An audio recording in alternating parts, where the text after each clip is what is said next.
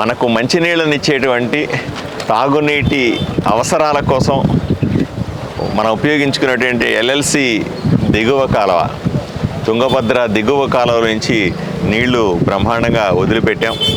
ఎందుకంటే తుంగభద్ర డ్యాము నిండిన తర్వాత ఎగువ కాలువ దిగువ కాలువలో నీళ్లు వదిలిపెట్టి మంచినీటి అవసరాల కోసం, సాగునీటి తాగునీటి అవసరాల కోసం నీళ్లు వదిలిపెట్టడం జరిగింది.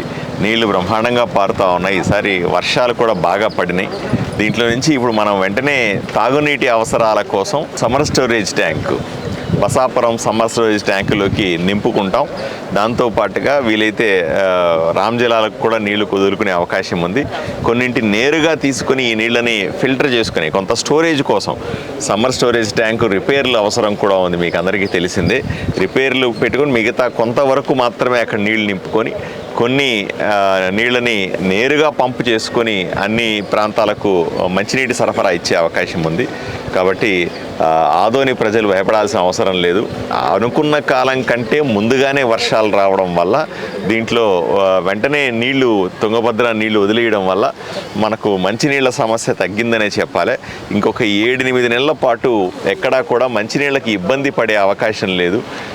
వేసవి కాలంలో అయితే 3 రోజులకు ఒకసారి, 4 రోజులకు ఒకసారి, వారానికి ఒకసారి నీళ్ళు ఇస్తున్నాము. దాన్ని వీలైనంత వరకు తగ్గించి 2 రోజులు 3 రోజులకి తప్పనిసరిగా రోజు మార్చి రోజు నీళ్ళైనా ఇచ్చే అవకాశాన్ని గురించి ఈరోజు మున్సిపాలిటీలో ఆలోచన చేస్తూ ఉన్నాం. సో ప్రజలు కంగారు పడాల్సిన అవసరం లేదు.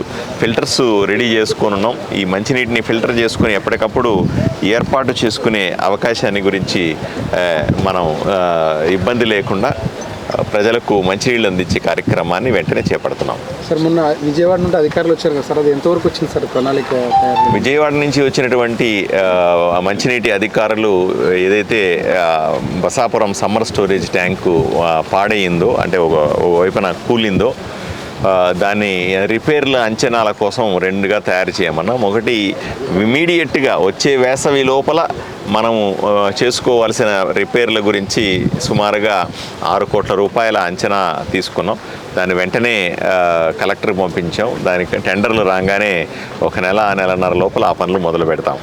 అలాగే శాశ్వత పని, దాన్ని శాశ్వతంగా దాన్ని గట్టిగా చేసుకోవడానికి రాబోయే 25 సంవత్సరాల కోసం అవసరం వచ్చే విధంగా ఆ సమ్మర్ స్టోరేజ్ ట్యాంక్ రెడీ చేసుకోవడానికి సుమారుగా 60 కోట్ల రూపాయల ఖర్చు అవుతుందని అంచనా వేశాం.